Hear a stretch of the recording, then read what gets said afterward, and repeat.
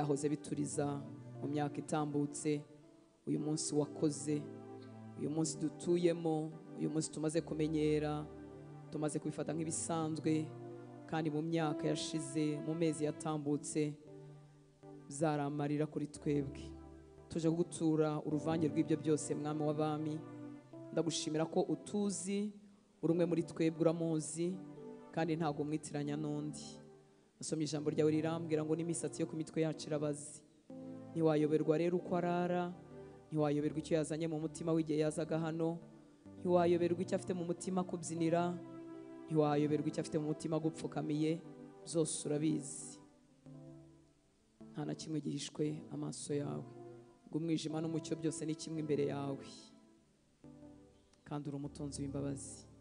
Nta muntu n'umwe waje akugana ngo musubize inyuma. Iyo dusitaye uratwegura, iyo dushobewe utubera ibyiringiro. Ntusubize inyuma abaguhungiraho, uko ni kuri. Ntabwo wigeze uzubwira Tomasi ngo Tomasi we urananiranye, naho nahereye mbabwira ibyo gupfa no kuzuka, none wanze kunyizera. Ahubwo waraje urambwira ngo Tomasi we zana urutoki rwawe, ukore mu rubavu rwanjye, ukore mu biganza byanjye, maze wizere. Byawe biraturenga. Abakwihakana ntubasubize inyuma, ubagarura mu isezerano, uko niko wagenje Petero. Abavuga ngo ntamukozeho ngo menye ko yazutse sinakwemera, uko niko wagenje Tomasi. Mwami w'abami, uri Imana, uzahora uri Imana. Inzira zawe zitandukanye n'izacu. Waratubwiye ngo uko iburasirazuba hitaruye iburengerazuba, niko imitekerereze yawe itandukanye n'iyacu. Tujya tukurangira inzira wacamo dutabara, tukakubwira ngo ubigenjeje gutya, uciye hano, ariko inzira zawe zitandukanye n'izacu. Ariko mwami, uri ukwizerwa. Nasanze uri ukwizerwa tubyumva, nasanze uri ukwizerwa tutabyumva, nasanze uri ukwizerwa twamenye impamvu yabyo, nasanze uri ukwizerwa tutazi impamvu yabyo, nasanze uri ukwizerwa ku byo tuzabonera igisubizo, nasanze uri ukwizerwa ku byo tutazabonera igisubizo tukiri n'ahangaha. Ndakwinginze ngo wihishurire umutima urimo kugushidikanya, kore ku maso ye kugira ngo iyi neza turirimba nawe ayibone mwami. Ubwizerwa tuvuga kumva ari ibihuha nawe abumenye mwami. Kora ku maso y'umusore, kore ku maso y'umukobwa, kore ku maso y'umugore n'umugabo, kore ku maso y'umutoya n'ukuze, umwishurire ibyo kwizerwa kwawe nawe akumenye. Nawe akumenye kutabeshya, amenye ko atari inkuru z'impimbano, amenye ko atari ibipindi. Kora ku maso y'uruhijwe n'ibyaha, amenagura ubwo buretwa, amenye kukiza ibyaha. Yumva yaragerageje mu mbaraga ze, yumva yarasenze akiriza, ariko icyaha kikanga kikamwizingiraho.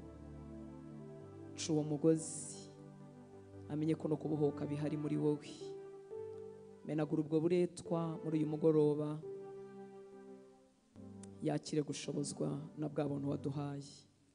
Washoboje ibihumbi, wamenaguye uburetwa ku buzima bw'abantu amamiliyoni n'amamiliyoni muri generasiyo zose, na n'uyu munsi uracyamenagura uburetwa. Menagura ubwo buretwa, amenye ko yabaho atangana, amenye ko yabaho adasambana, amenye ko yabaho atarinze kwihisha, amenye ko yabaho adafite ubuzima bubiri, amenye ko yabaho anesha.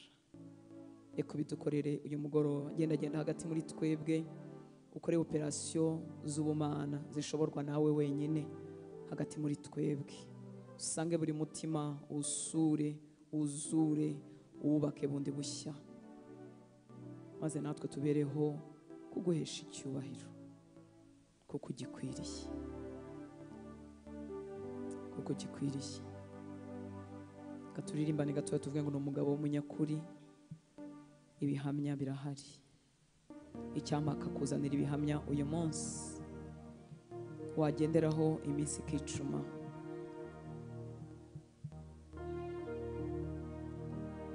Imvugo yiwe ni ihame, Yego Yesu.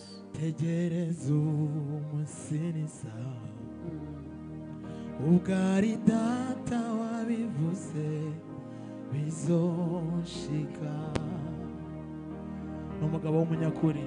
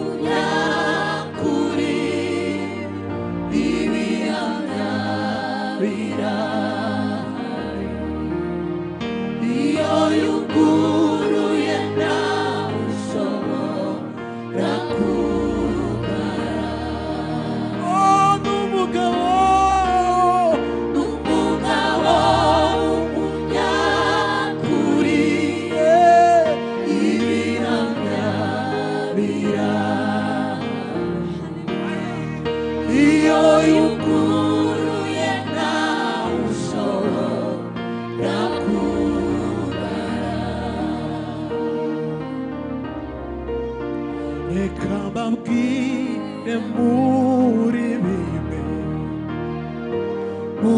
bimwe muziho sinabona icyo yavuze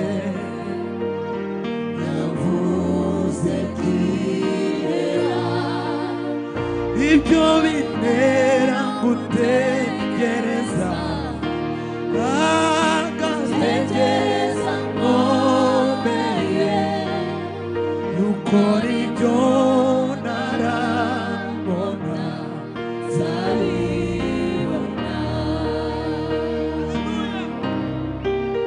reka mbabwire muri bimwe muziho sinabona icyo yavuze kera ibyo bintera gutegereza ngategereza nkomeye yukora ibyo narabona nzabibona imvugo yiwe nihame tegereza umusiriza ukari data wabivuze bizoshika n'umugabo Yesu n'umugabo w'umunyakuri ibihanga birahari iyo yuguruye ntamushobora kugara. Haleluya, haleluya, haleluya. Reka tumuhe amashyi uwo mugabo w'umunyakuri. Haleluya. Mwami Yesu abaho umugisha, Imana ibagire neza, ibanezeze, ibasetse, ibongere indirimbo. Haleluya.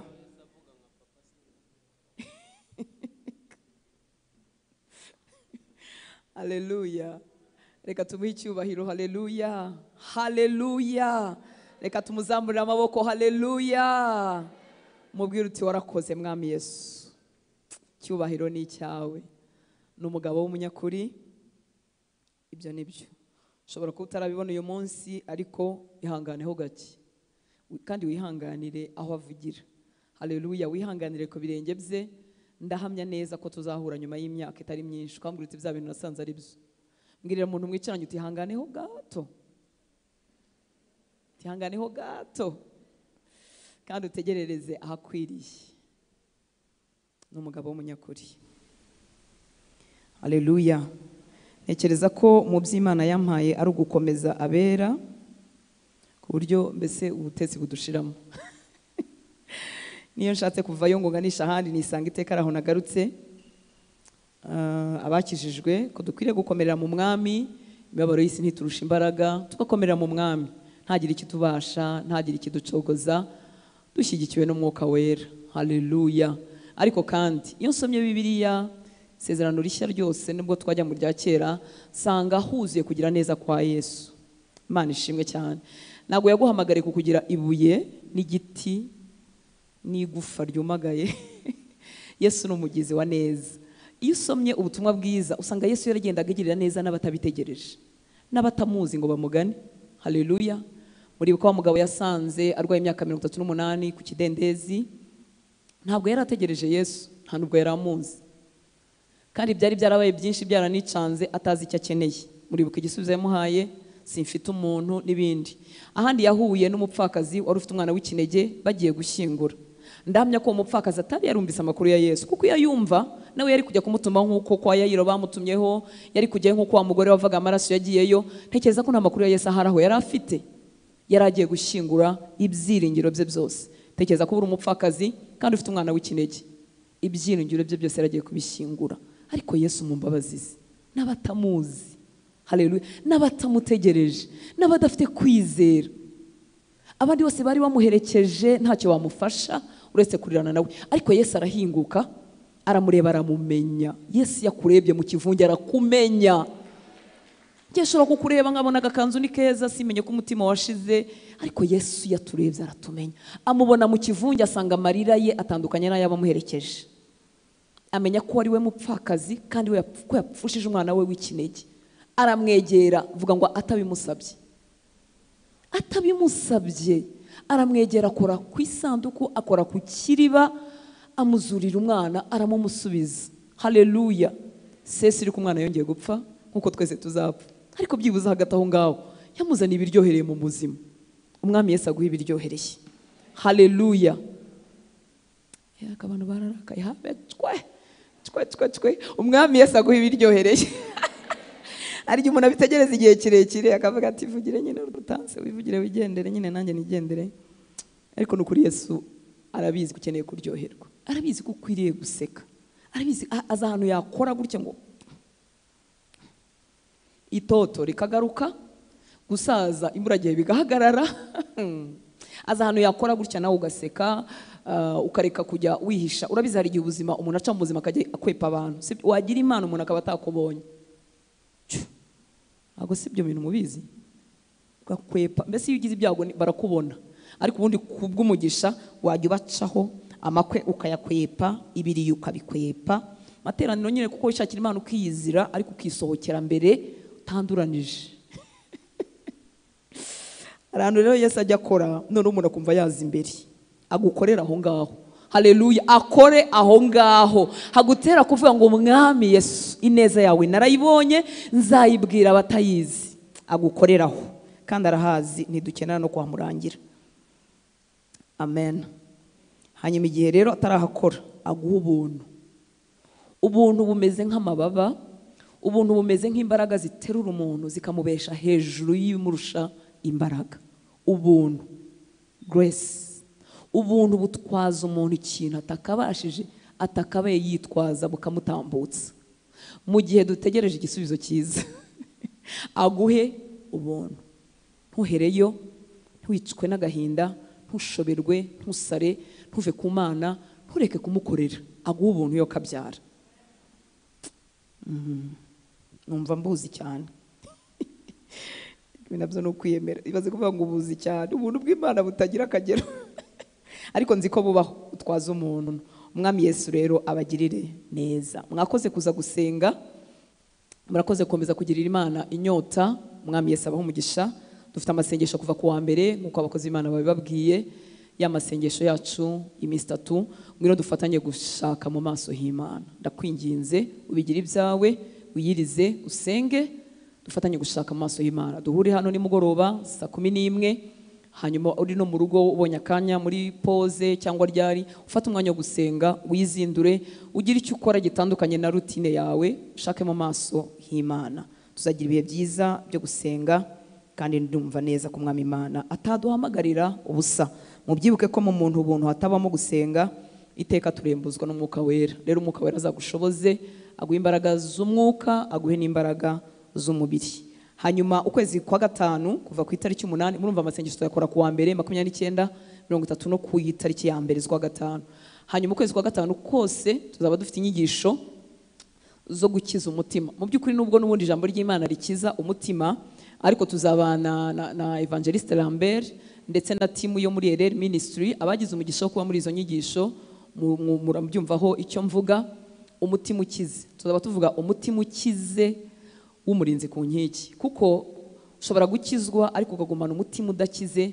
Icyo gihe urugendo rurabiha, rukavuna, ntiwenjoyinge fullness y'agakiza, umwuzuro w'ibyo Yesu yaduhaye. Rero tuzabimaramo iminsi, ntago ari ahantu bakanda ngo TikTok ngo bikoreke, n'ubundi ni mu ijambo ry'Imana, ariko tuzabimaramo iminsi. Ya gatatu yose yo mu kwezi kwa gatanu no mu masengesho yo kwezi kwa gatanu tuzaba tuvuga umutima ukize. Kuki umukristo akwiriye kugira umutima ukize? Nuko isi yuzuye imibabaro. Ubu turi mu minsi 100 yo kwibuka jenoside, ariko ntago imibabaro igizwe na jenoside gusa. Jenoside na kabi karenze, rikaba ni ishyano rirenze. Ariko na nyuma ya jenoside cyangwa na mbere yayo ntibyakubuje guhura n'imibabaro. Rero twese biratureba kugira ngo umwami Imana atuvurire imitima, tugire imitima ikize. Ndabasaba ngo tubisengere, usengere ubuzima bwawe, umwami Yesu azakwereka aharwaye, kandi dusenge muri rusange kugira ngo umwami Imana azakize benshi muri twebwe. Wumva itandukaniro iyo byombi wabiciyemo, ukagira umugisha, ukagenda wakira gukira. Ufite ibikomere bigira profondeur zitandukanye, ubujyakuzimu butandukanye, ariko iyo ugenda ukira urabyumva, wumva itandukaniro. Ndabifuriza rero umutima ukize. Twese dufite levels z'ibikomere zitandukanye, ariko habaho no gukira. Umuntu akagira umutima ukize akagenda avayo. Rero tuzabane muri izo nyigisho, kandi tubisengere, kandi tubyitabire, kugira ngo icyo umwami Imana yagambiriye gukora mu buzima bwacu agikore. Hari akantu Pastor Desire n'ujya ukavuga ngo burya hari icyo byagukozeho, niyo uretse ko bitanashoboka. Nenge vuga ngo nubwo wakuru udahemukiwe, ariko ntibishoboka ko wakuru udahemukiwe.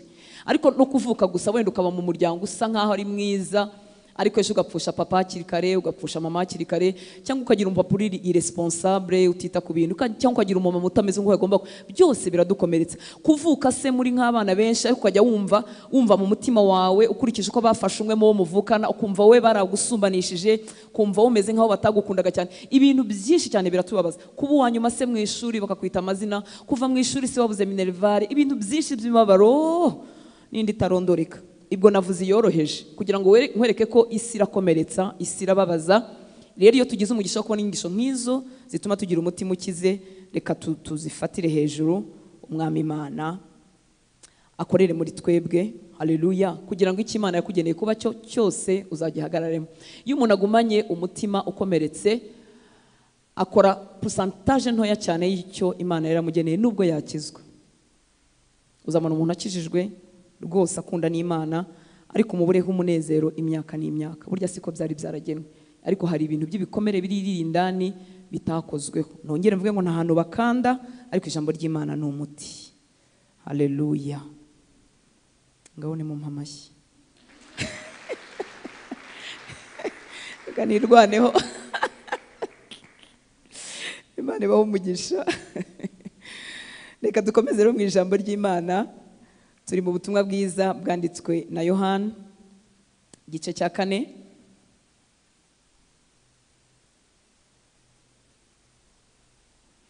Mubwira umuntu mwegeranye uti Yesu aragukunda. Ngiye kubwira ngo mubwire ngo uramukunda, ariko ushaka ko utamuzi, ariko niba umuzi mubwire ko umukunda, niba umukunda koko. Ariko icyo nzi cyo Yesu aragukunda. Yewe ushobora kuba nakuzi, ariko Yesu aragukunda. Uri uw'agaciro mu maso y'Imana, uremye mu ishusho y'Imana, nta kintu cy'impanuka kiri ku buzima bwawe. Haleluya. Ubutumwa bwiza bwanditswe na Yohana, turi mu gice cya 4. Muribuka twarangirije murongo 26, dusanga uriya mugore arimo abwira Yesu ati ndabizi ko Mesiya azaza, ari witwa Kristo, kandi ubwo azaza azatubwira byose. Yesu aramubwira ati ninjye tuvugana. Twabonye uriya mugore mu by'ukuri yari afite amakuru kuri Yesu, ariko amakuru ataramukijije. Ikindi Mesiya yaramutegereje nk'umuntu uzaza kubigisha, ariko ntiyaramutegereje nk'umukiza. No kuvuga ngo amakuru yari afite kuri Yesu ntiyaramubujije ibyaha, ntiyaramubujije kugera ku mugabo wa kangahe. Biba ari akaga rero kugira amakuru y'ijambo ry'Imana atadukijije. Niyo mpamvu ukwiye kuribamo, kongera ukaribamo kugeza igihe ribyariye umusaruro ufatika muri wowe. Dukomeje rero ku murongo wa 27, mwibuke ko insanganyamatsiko yacu bivuga ngo kugira ngo menye Kristo, menye imbaraga ze, menye urukundo rwe, menye kugira neza kwe, mumenye we ni mugari. Ntitwamumenya uko ari ngo tumurangizeyo, ariko nta n'ahandi tumumenyera atari mu ijambo rye. Niyo mpamvu kubw'ubuntu bw'Imana turimara amakanya kugira ngo tumumenye. Icyama kikaba icyifuzo cy'umutima wawe. 27, ngo uwo mwanya abigishwa be baraza, batangazwa nuko avugana n'uwo mugore, ariko ntihagira umubaza aturashaka iki, cyangwa ati niki gitumye uvugana nawe. Impamvu byabatangaje nuko abayuda babigisha ntago bavuganaga n'abagore ku mugaragaro. Kuvuga ngo umuco nuko wari umeze. Byari igitangaza rero kubona umwigisha wabo arimo aganira n'umugore. Abagore haleluya.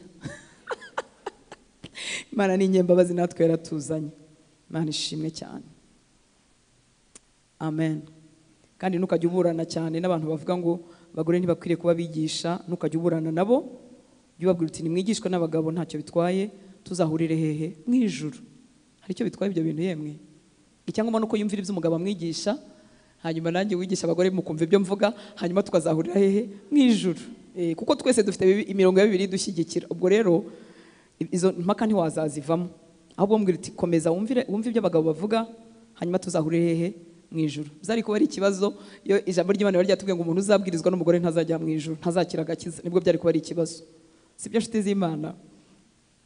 Amen. 28 ngo nuko uwo mugore asiga ikibindi cye aragenda ajya mu mudugudu abwira abantu ati nimuze murebe umuntu mbwiye ibyo nakoze byose, mureba ahari ko ari Kristo. Bava mu mudugudu ngo bazi aho ari. Mwumva uburyo iyo duhuye na Yesu priorite zacu, interest zacu zihinduka. Iyo twahuye na Yesu by'ukuri, aho twarebaga, aho twaganaga, ibyari byibanze mu buzima bwacu birahinduka, ibintu biracuramuka, ibintu bikatangira kujya mu buryo. Yaje kuvoma kandi biragoye ko biragaragara ko byaba binamugoye. Muribuka ko yari yabwiye Yesu ngo namuhaye amazi ntazagaruka kuvoma. Ikindi agomba kuza kuvoma abagore yatwariye abagabo bose bavuye mu nzira. Hari imvune zitandukanye zari ku buzima bwe, ariko kubera guhura na Yesu bihise bicuramuka. Ayise asiga ikibindi ahita ajya kubwira abandi ngo nimuze mureba hari aho ko twahuye ari we Kristo. Nta muntu n'umwe wahuye na Kristo by'ukuri ngo bacakirane, priorite zireke guhinduka, ibyo yari afitemo inyungu bireke guhinduka. Niba inyungu zawe zigisa n'iza kera, umwakira uyu mugoroba. Niba bigihura, priorite ziracyahura neza, ibyakurazaga inshinga, ikinyarwanda ariko kirakomeye, ibyari inyungu zawe, ibyo wabandararagaho, ibyo wakomeragaho, niba ariko bikimeze, umwakiriye umugoroba gutegeye amaboko. Imana nishimwe cyane. Abahuye nawe hari ukuntu bihindukamo ukuntu, rimwe na rimwe ukajya ugira ngo wanasaze, ubundi ukajya uvuga ariko subu simbaye umunyacyaro, ese amashuri yose nize, subu mu dufaranga nari mfite, subu bigenze gute? Ndetse n'abantu bakabikubwira atari kongera ngo hari akantu katagenda neza. Yego kaba katakigenda neza, kagiye guhura n'umwami w'abami, kahujwe n'umugambi w'iyaturemye. Haleluya. Ibyo twiyubakiye igihe kirekire bitakituryoheye, ibyo twahoze dusiganwa dushaka tumarana dusunika abantu bikaba bitakituryoheye. Ndahamya neza ko uyu mugore atasubiye kuri bariya bagabo. Wowe se kubyumva nuko batabitwandikiye? Ukaba waramaranye utwara abagabo ukabasezeraho. Umugore yigeze gukizwa nkura kumuvuga ntakiriho, twarasenganye mu myaka ya kera, ubu yaratashye ku mwami ariko yatashye akijijwe.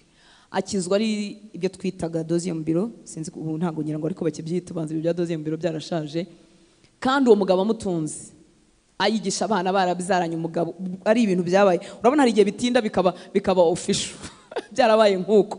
Umugore arakizwa, yari umudamu ukiri mutoya, arakizwa. Ndamwibuka nuko yasaga, arakizwa asezera ku mugabo. Byaje gutera uwo mugabo kuzaza mu rusengero kureba ikintu cyabaye ku mugore we. Ariko tuzahitamo gutunga abana cyangwa kutabatunga, ariko nahuye n'undi mugabo. Haleluya. Agakiza rero kabaho gacurikura inyungu. Niba inyungu kizishakirayo, wakire Yesu. Nukuri uzihanganira inzara, kuko nyine ntazakomeza gutunga ko icyo mwahuri, uzabyihanganira kuzabahuye na Yesu. Avuga ati ntacyo bitwaye nubwo nakwambara ubusa. Ubundi umuntu yahuye na Yesu nuko bimera. Haleluya. Avuga ati ntacyo bitwaye, nzaseba, nzagira bote, ariko namubonye unkiza, namubonye ukiza ibyaha. Imana nishimwe cyane. Haleluya.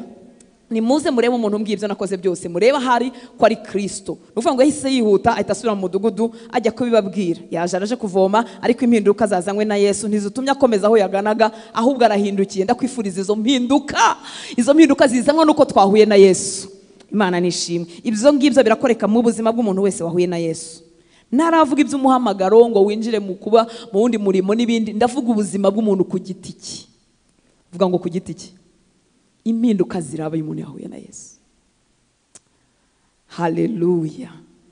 Kandi guhura na Yesu hari igihe kuri bamwe biba akumva inyigisho agahura na Yesu, hari igihe abandi biba urugendo. Abo rero byabaye urugendo nibo dusabwa gukomeza kwihanganira, kwiguma. Ukaba uri hano ariko boyfriend nyine agihari, girlfriend nyine agihari, ukaririmba ariko bakanagusoma, ukaririmba ariko bakanagukorakora. Komeza uze munsi y'ijambo ry'Imana. Ntabwo abantu bose bemera kimwe. Komeza uzi. Igihe kizagera ndabyiringiye, ndabyiringira. Ubone Yesu amaso ku maso, uhurwe, ibintu byose bigutera iseseme. Usanga ibyo yakoze bifite agaciro ntagereranywa, bituma ibyo byose bihinduka ubusa. Haleluya. Ndabikwifuriza nibwo fete ubuzima bwa Kristo butangira kuryoha. Amen. batarahagera 31 abigishwa be baramwinginga bati mwigisha akira ufunguri. Batarahagera abigishwa be baramwinginga bati mwigisha akira ufunguri. Arababwira ati mfite ibyo kurya mutazi. Abigishwa barabazanya bati mbese hari uwamuzaniye ibyo kurya?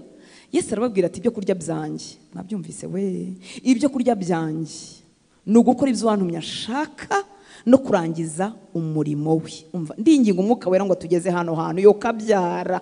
Ibyo kurya byanjye ni ugukora ibyo wantumye ashaka no kurangiza umurimo we. Nibyo binyuzuye, nibyo nshaka, nibyo mparanira, ibindi ku ruhande.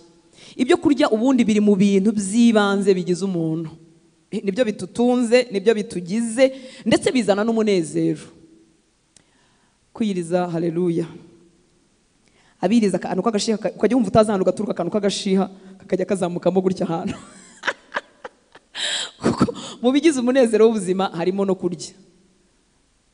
Aha rero Yesu arimo araduha ikigereranyo cy'igitangaza. Ibyo kurya byanjye, umunezero wanjye, igice kigize ubuzima bwanjye, njyewe ibingize n'ibinyuzuye ni ugukora ibyo wantumye ashaka no kurangiza umurimo we. Muri make sinshobora kubaho kuko uramutse uretse kurya ntiwabaho.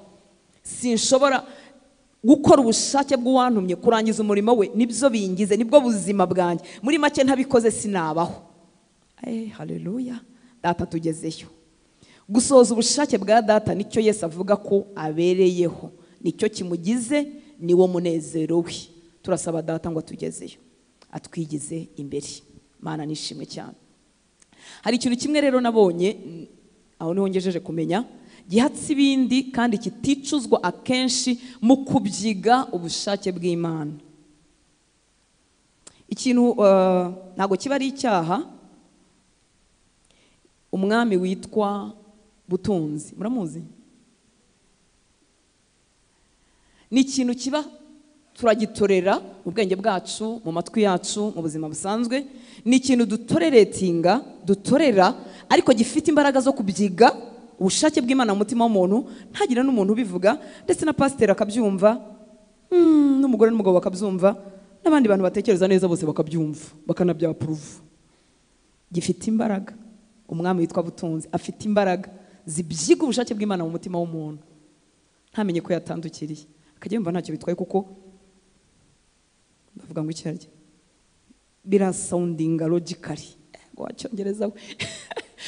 Bifite logique iri ku murongo, birasobanutse, biri mu bwenge, kindi bitanga umusaruro. Icyampa umwuka wera yo kabyara akamfasha kubyumva no kubibumvisha. Nanjye nsinzi ko mbyumva neza. Haleluya. Uyu mwami witwa Butunzi simvuga kubukorera mu buryo bubi, simvuga mu kubwiba, simvuga mu kubona warenganyije abantu, oya. Ndavuga bwiza wakoreye neza, buri ku murongo, nta kibazo cyo guca hirya no hino. Yesu yaratubwiye muri Matayo 6:24 aravuga ngo nta ukeza, nta unezeza, nta ukorera, nta wiha abami babiri, kuko yakwanga umwe agakunda undi, cyangwa yaguma kuri umwe agasuzugura undi. Ntimubasha gukorera Imana n'ubutunzi. Kwibaza se ubutunzi ko tubukorera kuva ku wa mbere kugeza tuba turi ku kazi, tuba ducuruza dushaka amafaranga, ibi bintu bimeze gute? Ariko babyize gukeza, gukorera, kwiha. Nta ukeza, nta uba devoted ngo yunamire abami babiri, kuko yakwanga umwe agakunda undi, cyangwa yaguma kuri umwe agasuzugura undi. Ntimubasha gukorera Imana n'ubutunzi. Muri Bibiliya ya New King James bakoresha ijambo ryo kuba loyal. Ntushobora kuba loyal kuri aba bami babiri bombi. Iyo ubaye loyal kuri umwe utakaza loyalty ku wundi. Nuvuga ngo ntibishoboka ko waba loyal kuri bombi, waba servinga kimwe bose neza. Imana itugirire ubuntu. Haleluya. Mwumvise kandi ko uyu mwami witwa Butunzi nawe arashaka abakozi. Mwabyumvise ngo nta ukeza abami babiri, kuko yakwanga umwe agakunda undi, cyangwa yaguma kuri umwe agasuzugura. Ntimubasha gukorera Imana na Butunzi.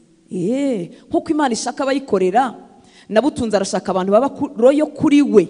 None umunezero wabo ukadepanda nuko Butunzi ameze, agahinda kabo kagaterwa nuko butunzi ameze, ibyemezo byabo byo gukurikira Imana cyangwa kugabanyamo gake bikagenwa nuko butunzi ameze. Muri make nawe arashaka abantu bamuyoboka. Yesu ashimwe cyane. Haleluya.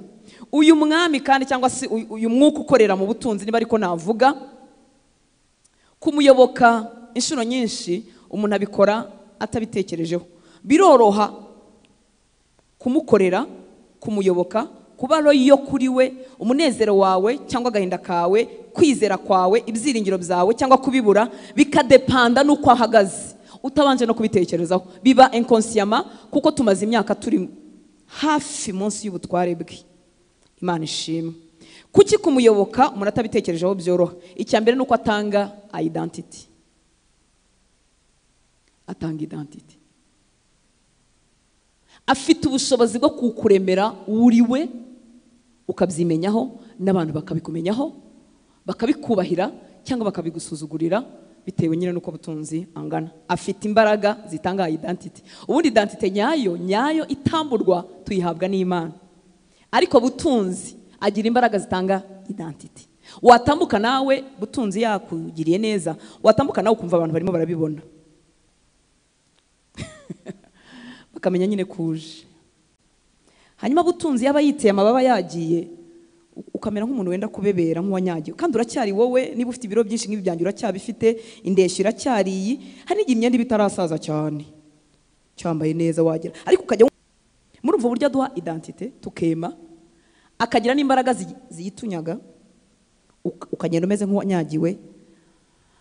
Yewe butunzi we, kutumariye abana b'Imana. Aguha kumva uruburiwe kuko wabubonye bwayobotsi wawe. Akagutera kumva ntacyo uri cyo kuko utabufite cyangwa wabutakaje. Ubutunzi butanga icyo twita significance. Ukumva bagomba kugutegereza kameme, nama ikaba wahageze. Haleluya. Mu nama y'ubukwe bw'umuryango, mu kiriyo se, aha ni inama y'umuryango, bagomba ese ntimubibona ko binikora? Ntitubategereza se baturusha menshi? Mufagesha ukuri. Tubagira gute? Turabategereza. Inama zirasubika iyo badahari. Sometimes nagaruka bafite ibitekerezo, ariko butunzi yamuhaye izina kandi nta kundi twabigenza. Bihinduka kaga rero ku bana b'Imana, kuko identity y'ukuri yo kuba umwana w'Imana ntayishyikira. Agaciro ke kazagenwa n'ingano y'amafaranga, n'ingano y'icyo butunzi yamuhesheje. Hanyuma yongera agatakaza yumve ntacyo ari cyo, kuko butunzi murabizi ajya yitera amababa akaguruka. Mwuka wera dufashe kumva iki kintu. Haleluya. Tumuyoboka kandi tutabitekereje ko atanga icyo twita umutekano, atanga security. Ubu umuntu uzi ko ufite umuntu wicaye muri twebwe azi ko afite agasaving, yisavingiye. Ubu yicaye n'amatako yombi.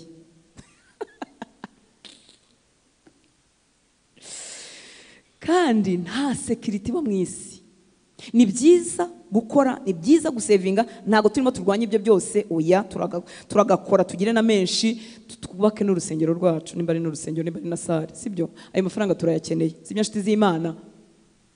Ariko yatubereye umutekano, aho twicara ibyiringiro byacu bikabaho ngaho, tuba tuyobye. Imana itugirira ubuntu.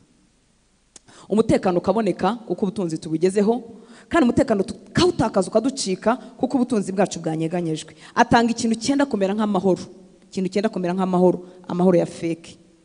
Kumva amahoro azanwa nuko ubona buhari, kandi business igenda neza, bigenda byiyongera, ndetse hari ibyiringiro by'uko promotion hari, ari ukuntu bese ibyurimo bitanze promesse, ukumva ikintu cy'amahoro kiraho ngaho. Ayo mahoro azanwa na butunzi nanone akongera agatakazwa nuko munyeganyejwe ho gatoya. Imana itugirira ubuntu. Mwamwumvise uyu mwami witwa butunzi? Mvuzeho gake aho ngezeze kumenya nimenye ikindi nzakibabwira. Ariko murabona imbaraga afite, ko ariyo mpamvu Imana yamwise umwami. Ntago Yesu yigeze adutinyisha abadayimoni, ntiyigeze adutinyisha bya bikomangoma bitegetse mu kirere, ntiyigeze adutinyisha imbaraga zo mu mazi n'izo mu kirere, ntiyigeze azita Imana. Ariko ageze kuri Mr. Mafaranga, Mr. Money, amwita Imana. Ngo ntibishoboka ko wakorereza Imana zombi. Imana umuremyi w'ijuru n'isi, ni Imana Mamoni cyangwa umwuka uri inyuma y'ubutunzi. muranyumva nshuti z'Imana nuko bifite imbaraga. Ntibifite imbaraga mu bo hanze kuko bo ntibazi n'Imana, turimo turivugira muri twebwe mu nzu y'Imana. Yesu ashimwe. Haleluya.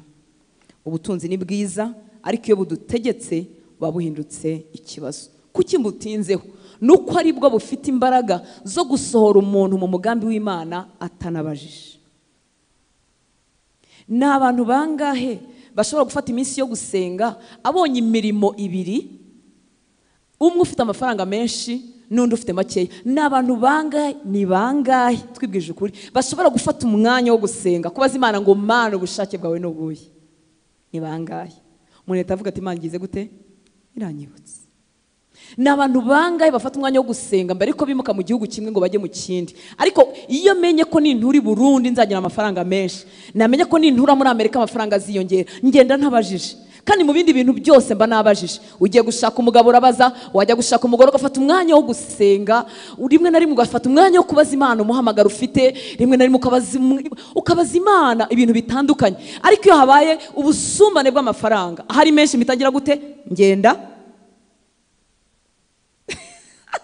ugenda wese utabajije. Bikwereka imbaraga iki kintu gifite. Ni umwami.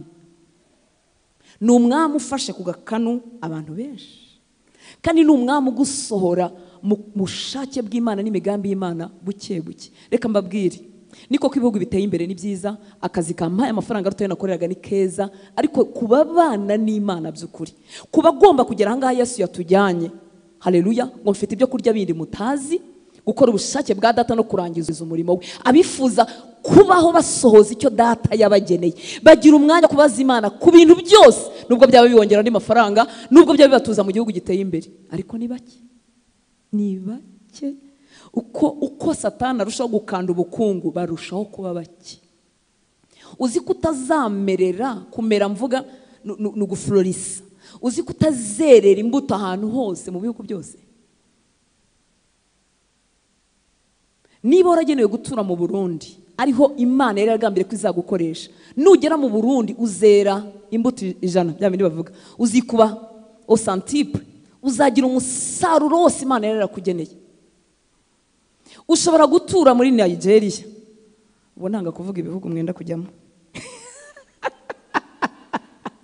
kandi ivugira ibyo muri Afrika nagira uwo nkomeretse. Ushobora gutura muri Nigeria ukera imbuto inshuro 30, none kuko nazo ntacyo zitwaye, tukajya tubona ntacyo bitwaye, ariko mu by'ukuri warasohotse Imana yari yarakugeneye.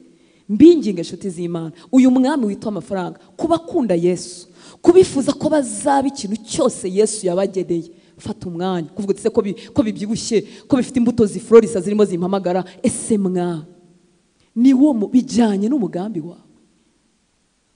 Of course si cyo wahera usenga. Ubwo ndimo ndabwira abantu basanzwe bafata umwanya wo kubaza Imana ubushake bwayo.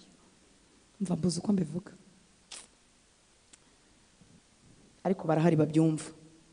Ni bake ariko barahari. Haleluya. Butunzi rero, Mr. Butunzi afite imbaraga zisunika umuntu zikamusohora mu bushake bw'Imana, kandi abantu bose bakabyumva. Hanyuma babaze,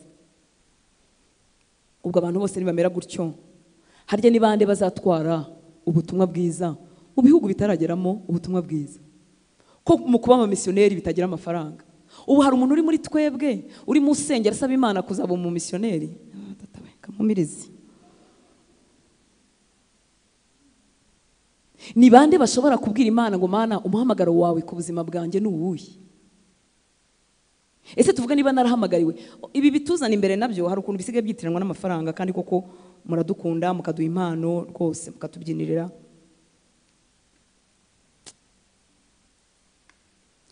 Ubu hari umuntu Imana ishobora kongorera ikamubwira ngo umurimo wawe, umurimo ufite ni ukuzingingira Hortense. Urumva ibintu byo kwinginga bikwicaza inyuma inshuro nyinshi, ntibikujyana imbere, nta kamera, nta foto, nta muntu ubimenya. Ugiye kuzingingira Hortense, cyangwa se reka mvane kuri Hortense ariko munyinyingira nanjye. Ugiye kuzingingira igihugu, umurimo ngo uhaye ni ukwingingira igihugu. Niwo murimo ufite, ni ukwingingira igihugu. Murabizi kwinginga ntabwo abantu bifotoza.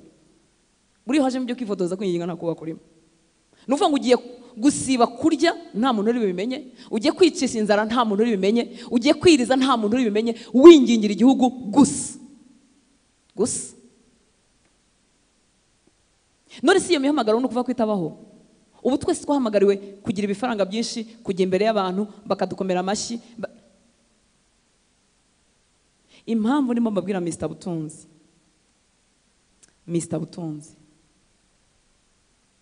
umuntu ashobora kuba yaratangiye abizi neza, urugero arimo arangiza kaminuza, akaba abizi neza ko Imana yamuhamagariye ivuga butumwa, abizi neza mu mutima we. Sinimo mvuga ibintu by'ibihimbano, dore nabyo byarateye, si ibyo mvuga. Ndavuga arabizi neza ko Imana yamuhamagariye umurimo wa ritari. Kwa padiri niko bavuga. Arabizi neza ko ari cyo yahamagariwe, ariko arakubita imibare, gasanga ntibizavamo, nta gafaranga, ntaki.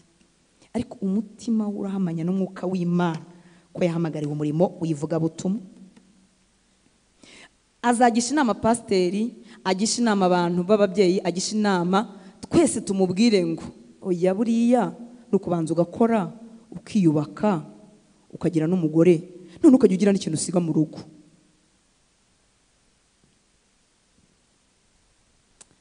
Ngira ngo reka mushure nkomeze. Haleluya.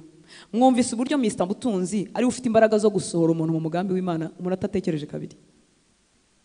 Datekereje kabiri. Hani wacu ntibiraba cyane, ariko ndatekereza mu bihugu biteye imbere umuntu ashobora gukora ku manywa, agakora ninjoro, agakora weekend kugira ngo agire amafaranga yo gufashisha umuryango yasize hano, yo gufashisha umuryango uri hariya. Ariko mbabwiza ukuri, ntushobora gukora amanywa n'ijoro ngo ukore weekend, ukore iminsi yose, uzagira agategeko mu mwuka. Wazasenga ryari? Ntibibaho. Kandi biri raisonnable, sibyo? Birumvikana. N'umuntu wese uzabibwira uti mfite umuryango wo gufasha, hari inzu nkeneye kuzo, umuntu wese uzabibwira, abasenga n'abadasenga, twese tuzagira gute? Tuzabyumva. Siko bimeze? Tuzumva uri n'umunyabwenge, tuzumva ufite na logique. Ariko ubwo hagataho umwuka wawe uzaba uwande, uzagaburirwa ryari, uzagira imbaraga ryari, kuzajya gushiduka iby'isi byarakubashije, kuzajya gushiduka byarakurushije intege, kuzajya gushiduka neye amafaranga utayaryohewe. Erega kakaryohe tuyabonamo tugakura mu mwanya twamaranye n'Imana. Mwari mubizi amahoro Yesu aduha niyo aduha kuryoherwa na bya bindi, ariko uragenda ukumagara. Mwami Yesu turengere, niko kubukene burahari, dukeneye amafaranga, ariko turengere utwigisha uburyo umuntu yabigendanisha byombi, akagumiza guhagara mu mugambi w'Imana, ibyo kurya bye nawe bikamubera gusohoza ubushake bwa data. Ewe ginje nko mu matwi ngira ngo nkatatu. Mwami Yesu tugirira ubuntu. Haleluya. Paulo yandikiye Timoteyo, ntago arimo atubwira ko amafaranga ari mabi, ariko arimo aratubwira urukundo rwayo, ngo kuko gukunda impiya, Timoteyo wa mbere, kwandiko rwa mbere rwa Timoteyo 6:10, kuko gukunda impiya ari umuzi w'ibibi byose. Hariho abantu bamwe bazirarikiye, barayoba, bava mu byo kwizera, bihandisha imibabaro myinshi. Mwumvise kano kantu? Kuko gukunda amafaranga, gukunda impiya ni umuzi w'ibibi byose. Hariho abantu bamwe bazirarikiye, barayoba, bava mu byo kwizera, bihandisha imibabaro myinshi. Kuko gukunda amafaranga, muri Bibiliya ijambo ry'Imana, kuko gukunda amafaranga niyo nkomoko. Ayiwe mwabyumvise? Niyo nkomoko y'ibibi byose. Kuyararikira kwatumye bamwe bateshuka, bareka Kristo twemera, bakubitana n'ububabare bwinshi. Kuko gukunda amafaranga niyo nkomoko y'ibibi byose. Kuyararikira kwatumye bamwe bateshuka, bareka Kristo twemera, bakubitana n'ububabare bwinshi. Sinimo mvuga ko uyu muzi wo gukunda amafaranga uba mu bantu bakorera kuri marketplace gusa, kutabana hano ku Gatuti. Uyu muzi wo gukunda amafaranga n'abari mu murimo wa ritari ntubatinya. Niho umuntu atangira kugoreka kugira ngo amanipire udufaranga twiyongere, niho umuntu atangira gukora amanyanga, kuko nawe ya significance ye cya cyubahira acyumva uko amafaranga yiyongereye. Bigatuma rero twanduranya kugira ngo tuyabone. Imana itugirire ubuntu. Ikindi inshuti z'Imana, inyigisho zitari nke twumva iyo tudashishoje zigira uruhare mu kutwubakamo urukundo rw'iby'isi. Kandi inyigisho ubundi ikwiriye kuntera kwifuza kurushaho gusa na Yesu no kurushaho kumfasha gukura isi mu mutima wanjye. Haleluya. Iyo tutabaye maso turazigotomera nk'amazi tutabizi, twamara kuzigotomera zikadutera kurushaho gukunda iby'isi. Nsanganywe gukunda iby'isi, urabisanganywe nawe. Ariko inyigisho nzima za nyuma yo gukizwa, haleluya, zikwiriye kuba izinsunikira kwifuza kurushaho gusa na Yesu no gukura isi muri njyewe kuko isanzwemo, ahubwo ndwana nayo buri munsi. Kandi uru n'urugendo rutarangira. Iteka mu misengere barimo gutera agatambwe bifuza kubana n'Imana neza, iteka ubwira Imana ngo Mana nyigisha gukunda kurutaho, maramo urukundo rw'iby'isi muri njyewe, ntandukanya n'imigozi y'iby'isi mfashe. Haleluya. Mana tugirire neza. Ntukagotomere mwene izo nyigisho nk'amazi, aho urangiza ukumva urushijeho kubishaka urukundo rw'iby'isi, kumva urushijeho gukunda ubwiza bwawe, kumva urushijeho kumva ubaye igitangaza. Ubundi iyo twahuye na Yesu iteka tuburira muri we, uyengera mu kubaho kwe. Uravuga uti ubwiza bwawe ni bwinshi, nagiriwe ubuntu n'imbabazi, ndinde wo kugirirwa iyi neza ingana gute. Uyengera muri we. Niyo mpamvu abantu bose yagiye abonekera mu buryo bugaragara, bahuye n'abamarayika bafite ubwiza bw'Imana. Niyo mpamvu ba Daniel bikubitaga hasi, niyo mpamvu uvuga ati mubonye ntyo nikubita imbere ye nk'upfuye, ari mu bwiza bwinshi. Ariko igihe muhe n'inyigisho ituma ndushaho kuzamuka, intugu zikarushaho kuzamuka, banariye uburozi ntabizi. Nkumva aho kwifuza kurushaho gupfa, nkumva ndushaho kwifuza kugaragara. Come on. Kwifuza kugaragara ndabisanganywe, ahubwo ndwana nabyo. Mwe ntabyo musanganywe? Njye nyine.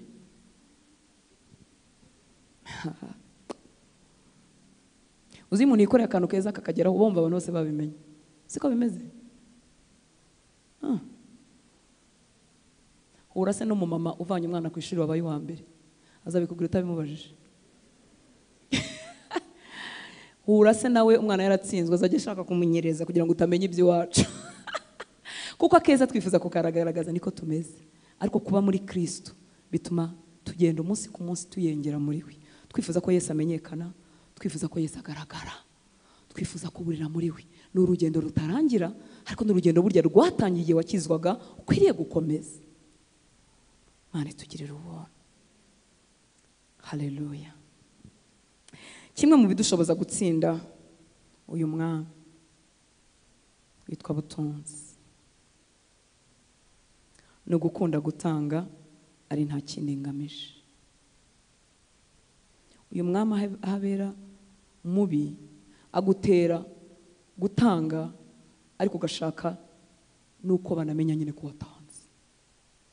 Afite ukuntu abyinjiramo, wari utanze byari byiza, ariko afite ukuntu abyinjiramo kugira ngo icyubahiro nanone nongere kingarurirwe. Kameme mubimenye ko ari njye nyine wakoze cya kindi kinini. Ariko ubutunzi uragashya. Natanze kandi gutanga kose kuravuna, siko bimeze. Ariko urankurikiranye unteye kujya gutahira amashyi y'abantu. Muribuka ko Imana yavuze ngo ibyo nibyo bihembo gusa, iyo baguhaye amashyi ngo nibyo bihembo gusa. Urabona ubutunzi kundi ari umuriganya. Uratanze kandi ayo mafaranga wari kuyakoresha ikindi kintu, ariko aragukurikiranye kugira ngo nyine nakukubahiro nakugatahane. Hayi dutabare mwami we. Mana ishimwe. Kimwe mu bidushoboza rwo gutsinda uwo mwuka wa mamoni no gukunda gutanga nta kintu tugambiriye, kugira ngo bitadutegeka.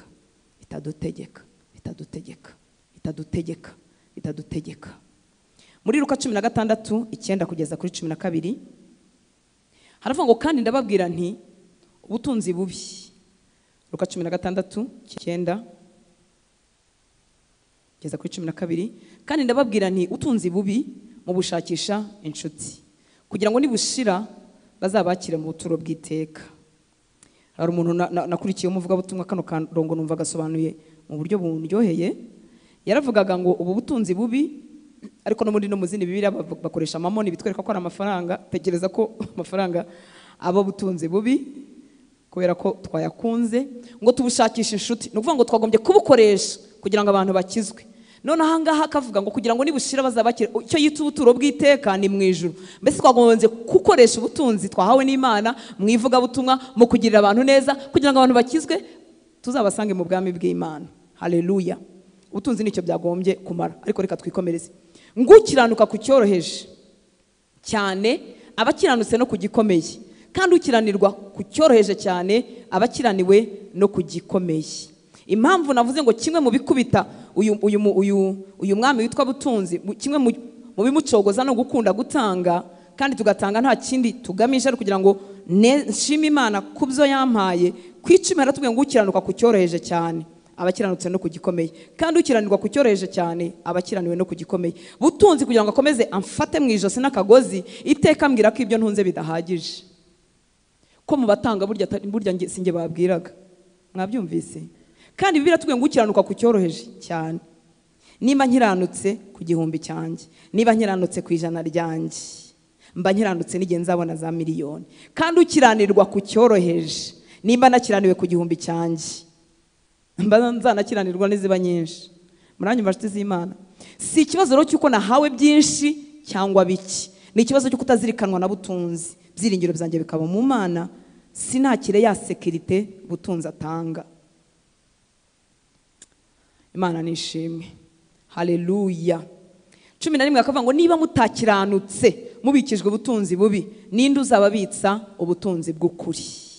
Niba mutakiranutse mubikijwe ubutunzi bubi, nanone iyo tugiye mu zindi ndimi bakoresha mamoni, ni amafaranga tujuru bakivuga. Niba mutakiranutse mu mafaranga twabikijwe, ninde uzatubitsa ubundi butunzi bw'ukuri? Ubutunzi bw'ukuri ni ibintu bitagurwa amafaranga. Ubutunzi bw'ukuri ni ibintu by'iteka. Haleluya. Ni ibintu dutizwa n'Imana, ni ibintu duhawe n'Imana. Muri make uburyo dukoresha aya mafaranga agaragaza ubwizerwe bwacu cyangwa kutizerwa kwacu mu kwiringira Imana. Kangaruke ku gapimo gatoya kitwa icya 10 abantu badakunda. Vuga ngo icya 10. Bataragidusabye kandi kandi tuzi ko abantu batazakivuga, none nabo barakizanye.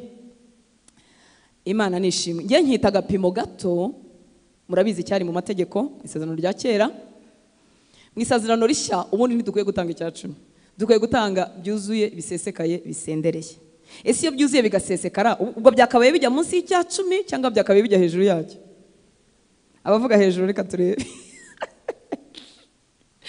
Imana ishimwe cyane. Icya 10 ngiye nkita igipimo gusa, igipimo gusa. Ntago ngitanga kuko nshaka ko Imana impa umugisha nkubahiriza amategeko nko bayubahirizaga. Oya, ngitanga kuko nizera neza ko byose mbikesha Imana. Niyo yampaye nkigarukanye nkishimwe, n'agapimo gato koroheje. Niba none ntabashe gukiranuka mu gato, buriya niba hari amafaranga abaho makeya ni icya 10, kuko ni icya 10 cy'ibyo ufite, si icya 10 cyayo ngewe mfite. Haleluya. Haleluya. Haleluya. Niba hariho amafaranga make yo gutanga ni icya 10, ni icya 10 kibiri mu mufuka wawe, ntago ari biri mu mufuka wanjye. Hanyuma nanjye ngatanga icya 10 kibiri mu mufuka wanjye.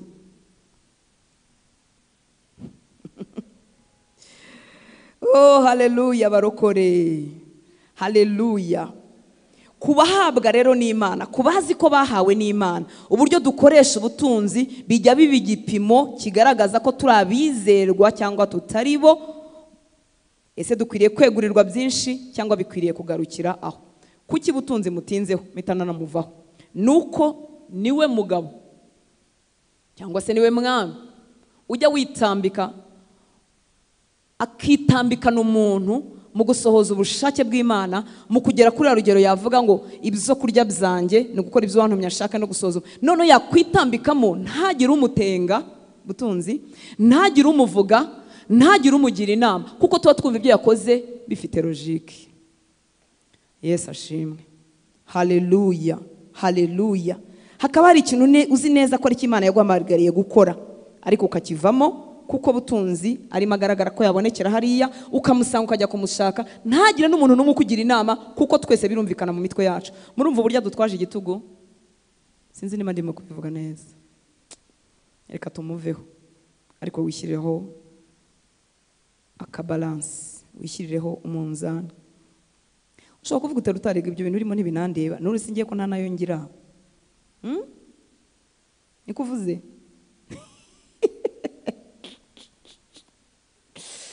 Nigeze kumva pastor Senga avuga ngo ngo ameze nk'amaraso nta muntu utayagira. Ushobora kuba udafite menshi ariko batubwiye kuba umwizerwa muri biki. Ntabwo Imana igusaba kuba umwizerwa muri byinshi bitaraza. Haleluya. Niki dukwiriye kubikoraho?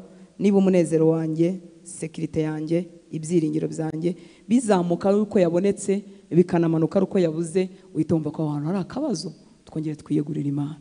Yesu atubera ibyiringiro. Haleluya. Mutekano wanjye ni Yesu, mahoro yawe abe Yesu, identite yawe y'ukuri nuko wahindutse umwana w'Imana.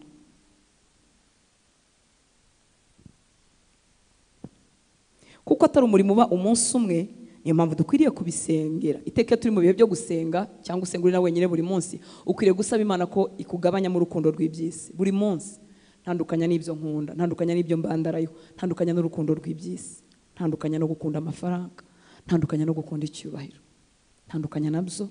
Kuko iyo nayabonye ndanezerwa, nkumva ndi umuntu w'umugabo, nkumva ndi umuntu w'umugore, nkumva navuga ijambo, ariko naba nayabuze munezero ukancika. Abagabo, haleluya. Abagabo, Yesu ashimwe.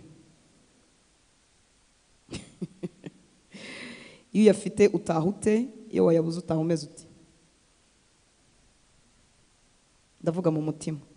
Of course uri umunyenshingano, ukeneye kuyagira, mu rugo bazayakubaza, kandi aho tubera beza abagore natwe dufite abagabo, niyo uzi ko ntayafite ntibikubuza kuyamusaba. Sibyo rata abagore bagenzi banjye?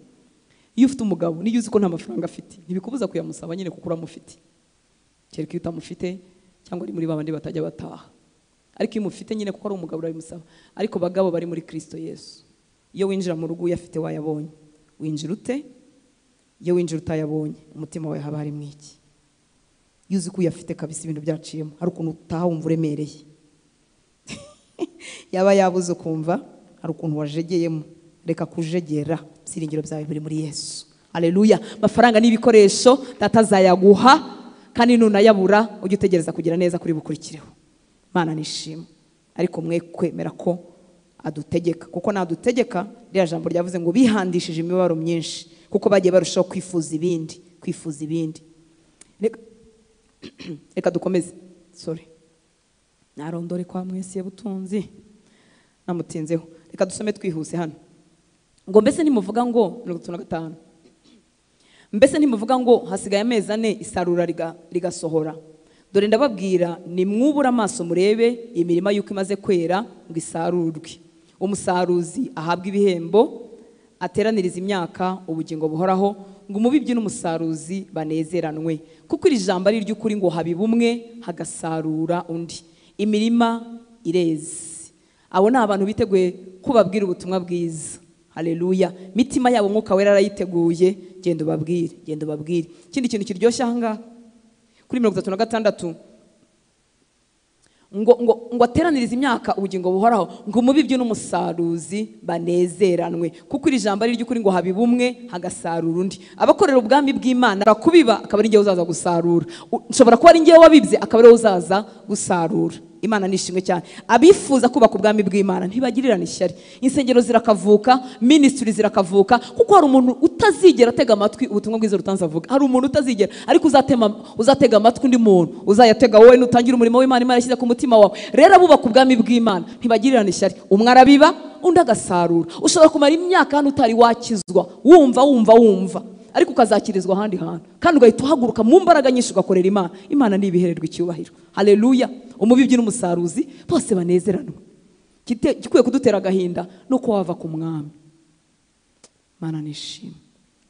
Nabatumye gusarura ibyo mutahinze, abandi barakoze namwe mwazunguye umurimo wabo. Aravugana n'abigishwa be, shaka kuba bavuga ba Yohana Umubatiza, abandi bakozi b'Imana bose babanje, abandi bavuga butumwa, abandi bahanuzi ba kera babanje. Nabatumye gusarura ibyo mutahinze. Muri make bo bagiye basarura, kandi turabizi ko itorero ryaje no kugwira mu gihe cyabo, mu byakozwe n'umwari rikagwira, ariko ntibivuga ngo nuko twari bahatari. Hari abandi bamaze igihe babiba, binginga, basengera umuntu. Twebwe dushobora guseruka tuje kwakira umusaruro. Ubu bwami bwa data n'uruhererekane.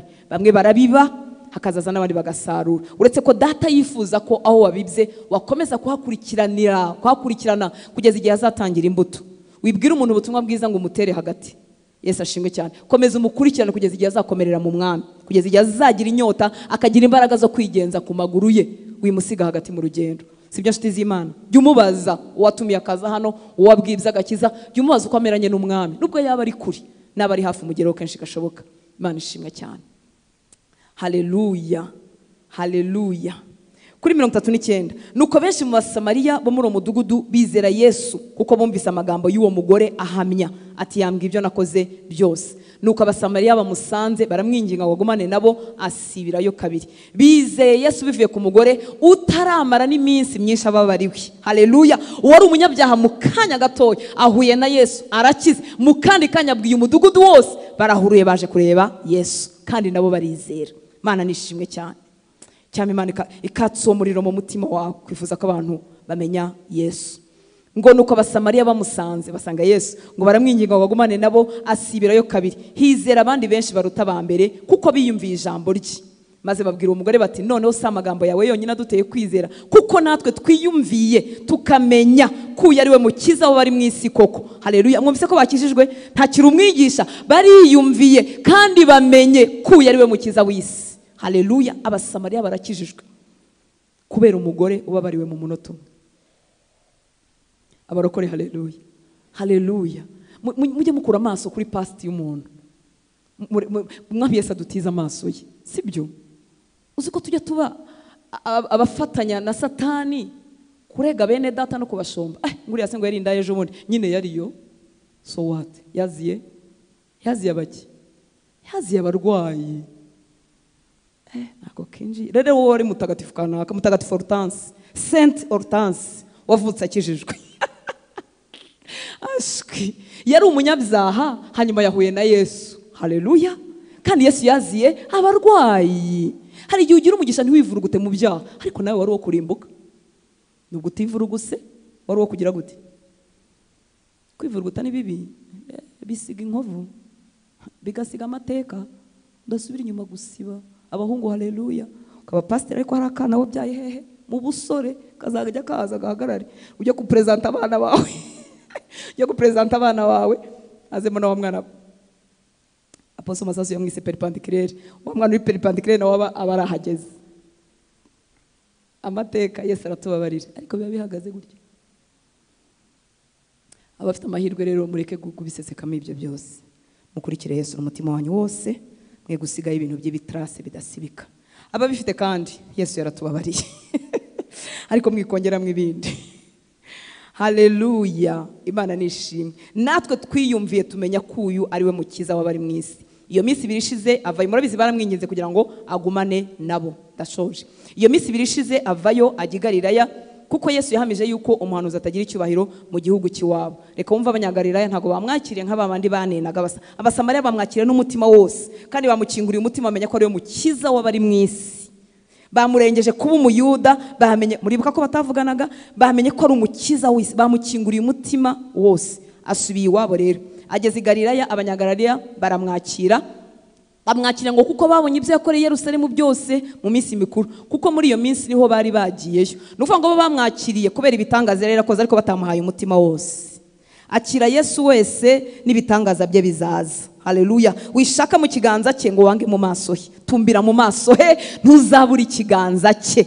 Abanyagalilaya rero bamwakiriye nk'abamucisha mu ijisho, ngaho nakora ibitangaza se yakoreye Yerusalemu turebe, ngaho se nagire gute? Kuri 46 ngo bukeye yongera kujya i Kana y'i Galilaya, aho yahinduriye amazi vino, kandi Kaperinawumu hariho umutware w'umwami wari urwaje umwana we w'umuhungu. Yumvise uko Yesu yavuye i Yudaya asohoye i Galilaya, aramusanga amwingingira kumanuka ngo akize umwana we kuko yendaga gupfa. Yesu aramubwira ati ntimwakwizera keretse mubonye ibimenyetso n'ibitangaza. Ariko aha ngaha Yesu yabwiraga abanyagalilaya muri rusange, kuko uyu mutima w'uyu muntu yishakiraga Yesu no gutabarwa. Haleluya. Uyu mutware we yashaka Yesu. Ngo uwo mutware amusubiza ati databuja, manuka akana kanjye katarapfa. Yesu aramubwira ati genda, umwana wawe ni muzima. Uwo muntu yizera iryo jambo Yesu amubwiye, aragenda. Bukeye bwaho, urumva ko yarakoze urugendo rurerure. Bukeye bwaho akiri mu nzira, abagaragu be baramusanganira, baramubwira bati umwana wawe ni muzima. Ababaza igihe yorohewe, baramusubiza bati ejo ku isaha ndwi niho ubuganga bwamuvuyemo. Nuko se amenya yuko ariyo saha Yesu yamubwiriyemo ati umwana wawe ni muzima. Nuko mutwara aramwizera ubwe n'ab'inzu ye bose. icyo nicyo kimenyetso cya kabiri Yesu yakoze avuye i Yudaya ageze i Galilaya. Imana nishimwe cyane. Mbese muri Galilaya hari umutware urwaje, hakaba n'abanyagalilaya muri rusange bameze nk'abaningura Yesu, bavuga ngo nakora ibitangaza se turebe, ariko Yesu ni igitangaza. Haleluya. Dushobora kuba mu matsinda biramushaka, nshaka ibyo atanga gusa nigendere, ariko harahandi tumushaka wese, kandi habera mwiza nta bitwima. Yumva uti ndagushaka Yesu, ntibivuga ngo azakwima ibyo mu kiganza cye, nabyo azabiguha. Azazana gukira indwara nkuko yabigiriye umugabo. Haleluya. Azazana gutabarwa, ariko shaka Yesu wese, wishaka mu kiganza gusa. Mwipfana icyo wamusabaga gusa ngo nukibona ugende, mubwire uti ndagushaka mwami, ndagushaka wese, unyuhagire rwose, umboneze, unyuhagize n'umuriro niba ushaka. Ikintu cyose kiri muri ngewe kidasa nawe ndashaka kukinkuraho. Akira Yesu wese, wemera impinduka ajyazana, kuko ni umwami yageze ahantu azana impinduka. Aravuga ati ibintu bigomba gucurukuka, si uko bigenda. Akambwira Torta, gabanya amagambo, gabanya agasuzuguro, gabanya isoni. Kandi ubwo ngiye nkaba namugiyeho nishakira ko nyihera akazi cyangwa nyikiriza umwana, nkaba namugiyeho mbwira ngo nkiriza umwana, dore umwana wanjye ararwaye. Akambwira ati ngwino tubanze tukwereke uko bigenda, ngwino tukumaremo urukundo rw'ibyiza. Ubwo nyine naje gushaka umwana agira gute akira. Akambwira ati burya ikibazo si umwana, nkuko yabwiye uno mugore bahuriye ku iriba. Ikibazo si amazi wabuze, ikibazo si ukuza kuvoma wihishe, ahubwo ikibazo ni icyaha. Hanyuma tukamuzaho dushaka ko dukiriza umwana, tukamuzaho abagore rimwe na rimwe dushaka ko abagabo bacu agakiza, tukamuzaho ubukene n'amadeni biturembeje, tukamuzaho hari indwara runaka ziri mu buzima bwacu. Akatubwira ati icyo si cyo kibazo, icyo nagikemura ukagumana kiriya, ariko ndashaka kubaka ikidashira, ndashaka kuguha ubugingo buhoraho, ndashaka kugukiza icyaha n'imizi yacyo. Kandi nibwo twakira amahoro yuzuye, nibwo urugendo ruryoha, na bya bindi akazagenda bikora, kuko bya bindi ni amashami. Ariko aramutse aduha amashami atagiye imuzi, wazahora urushye, ukaruha kandi umwana yarakize indwara, ukaruha kandi umugabo yarabonye agakiza. Hari igihe umugore iyo afite umugabo w'umupagani avuga ati ikintu kimbuje amahoro ku isi n'uriya mugabo. Uzi ko umugabo ashobora kuza akanakizwa, agakizwa wowe utarakizwa, none ukajya wumva amahoro ntiyaje. Ko nari nzi ko ikibazo ari kiriya. Ikibazo si ikibazo ikibazo ni ubuzima butuzuyemo na Yesu. Haleluya. Ibindi ni amashami, ubukene ni amashami, kuba ndwaje ni amashami, kuba urwaye ni amashami, ni udushami duto. Ariko yaranduye umuzi w'icyaha, amahoro Yesu atanga ataha mu mitima yacu, imbaraga atanga zikaba umugabane wacu. Hanyuma umwuka wera uw'isi idashobora guhabwa, wahundi udushoboza iby'uru rugendo, akaza akaba muri ngewe. Noneho ngewe na Yesu tukagendana, agenda adiringa n'amashami, adiringa n'amashami. Mwibuka ko igiti gitangiye kwera imbuto, amashami y'ibisamba abuze igiti kwera imbuto barayakata, umwami agenda yakuraho. Reka duhaguruke dusenga, umwami abaha umugisha. Murakoze kumukunda, murakoze kumwifuza, murakoze kumugirira inyota.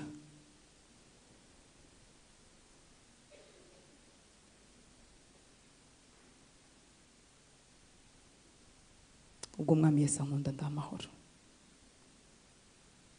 akuzuza amahoro ye. Yageze ahantu ibintu birahinduka, yahuye n'umugore ufite ikimwaro kimuvaho.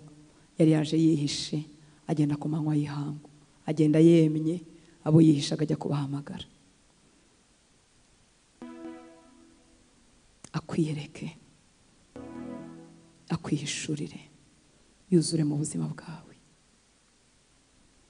Ongera umuhamagare, umuha kandi kanya mu mutima wawe, mubwire uti twigirane imbere mucunguzi wanjye, twigirane imbere wowe wambambiwe, twigirane imbere inshuti yanjye, umenyesha ubundi bwiru bwawe. Ijambo ryawe rirambwiye, wavugisha abigishwa bawe, urababwira ngo ibyo kurya byawe no gukora ibyo wagutumye ashaka no kurangiza umurimo we. Ngwino umare mu mutima wanjye ikintu cyose gifitemo umwanya kitari ubushake bwawe. Ngwino umaremo ikintu cyatumye nkura amaso ku ntumbero yo kuguhesha icyubahiro, ku ntumbero yo gusohoza ubushake. Ngwino umaremo ikintu cyabyize umutima wanjye, kaba agahinda, kaba imibabaro y'isi, kaba kwifuza ibindi, kaba kubura amafaranga, byaba kumva ntacyo uri cyo kuko utayafite. Bwira Yesu yuzure mu mutima wawe, ongera umuhe umwanya munini mu mutima wawe. ndifuza kugera aha hantu aho ibyo kurya byanjye biguve gukora ibyo ushaka no kurangiza. Erega abaho no kurangiza umurimo we. Ntabwo ducira hagati. Hari icyo naremewe, hari icyo waremewe. Igihe kubumbabumbaga mu nda ya mama wawe yari yaragennye aho uzatura, hari aho yaragennye uzakorera, hari ibyo yaragennye uzakora, hari ibyo yaragennye uzaba. Isengesho riruta andi masengesho ni ukubwira data ngo ubushake bwawe ni ubuhe, wandemeye iki, umugambi wawe ku buzima bwanjye ni ubuhe. Hera kuko umubwira kandi ngo agushoboze kubanza guhagarara mu mugambi wa rusange. Umugambi wa rusange nibyo asaba bakijwe byanditse mu ijambo ry'Imana. Umugambi wa rusange ku bana b'Imana uranditse muri Bibiliya. Data yifuza ko abantu bose bakizwa. Data yifuza ko Yesu yuzura ubuzima bwacu akatubera umwami. Data yifuza ko ibyiringiro byacu biba muri we. Uwo ni umugambi wa rusange. Saba imbaraga niba utarabasha guhagarara mu mugambi wa rusange. Hanyuma wongera umubwire uti twigirane imbere none umenyeshe nicyo wandemeye. Biragoye ko wahagarara mu cyo yakuremeye cy'umwihariko cyawe n'umugambi wa rusange utarawitaho. Byo kunezeza Imana bikiri kure yawe ntacyo bikubwiye. Wumva iteka yaguha ariko mu mutima wawe ntiharimo ako kanyota ko kwifuza kunezeza Imana. Reka ukamusaba uyu mugoroba. Data tukuzamuriye amaboko uyu mugoroba. Urakoze kuri nyuma y'ijambo ryawe kugira ngo usohoze icyo waritumye gukora. Tumenyesha imigambi yawe rusange ku bantu bawe. Ijambo ryawe ryaratubwiye ngo wifuza ko abantu bose bakizwa. Uratubwira ngo nta wundi muhuza w'Imana n'abantu uretse Kristo Yesu.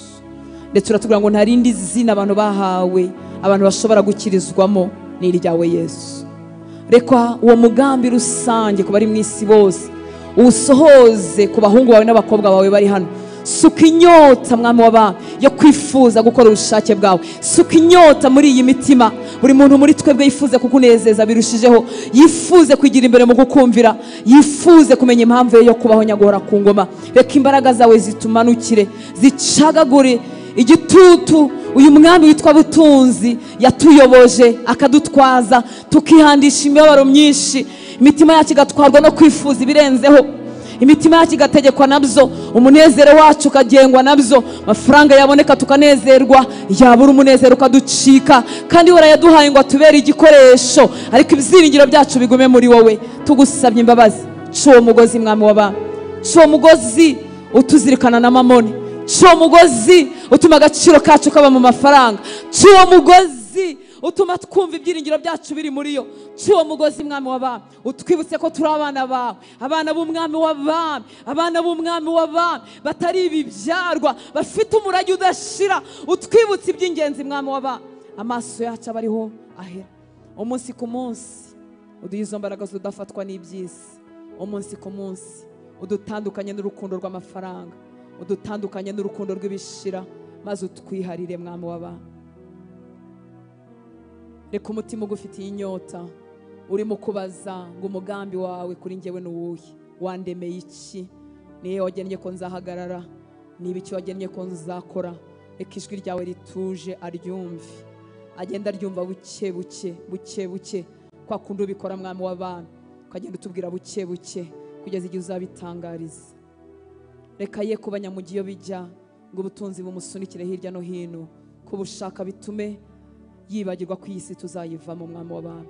Duhe kubukoresha nk'igikoresho ariko butadusindishije, butadutegetse aho dutura, butadutegetse kwimuka, butatuyoboye, tuyobowe nawe. Reka wagurutse abahungu n'abakobwa hagati muri twebwe, abagore n'abagabo hagati muri twebwe nyaguhora ku ngoma, bashishikajwe no kumenya ubushake bwawe. Wemera ko biriya bibabaho, washakaga iki? Wemera ko babaho kuriya, icyubahiro cyawe kizabivamo ni ikihe? Ubibamenyeshe kuko kirahari. Iteka ntuhomba. Mu mibabaro yacu kuramo ibyiza, mu marira yacu kuramo ibyo uzakomeresha abandi, mu bituriza ukuramo gusigwa, ukuramo imihamagaro. Bitumenyeshe uko watabaye kandi uyu mugabo wari urwaje, uyu mutware wari urwaje, uko utajya wirengagiza gutaka kw'abantu. Ndasenze gusubize gutaka kuri muri iyi nzu, gutaka kuri hirya no hino kuba dukurikira. ineza yawe itaye ku buzima bwe, umusetse, umutabari, uzana ibihe bishyashya bitandukanye n'ibyo atinzemo ku buzima bwe. Urakoze kuko uri umugizi wa neza, ntitukwibutsa no kugira neza kuko ineza irakuzuye. Urakoze data, icyubahiro cyose nikikugarukire, ni mu izina rya Yesu dusenze, amen. Mwami Yesu abaho umugisha, murakoze kwihangana twarenzaho iminota. Niba wifuza guha Yesu ubuzima bwawe, karibu hano imbere tugufashe, abandi turamukanye, hanyuma dutahane amahoro ya Kristo kandi duhane lifti naho kuwa mbere saa 11. Mwami Yesu abagire neza.